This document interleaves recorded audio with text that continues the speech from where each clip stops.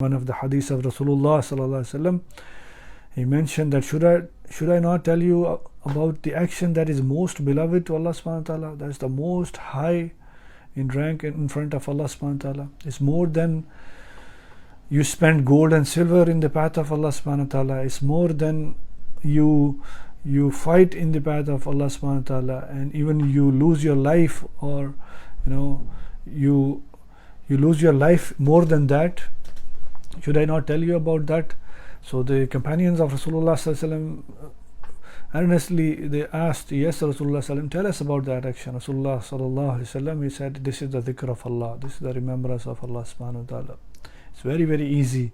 And for the people who make excuses, there is no excuse of skipping or missing the Zikr of Allah subhanahu wa ta'ala, especially this Zikr of heart, the Zikr of the remembrance of the heart.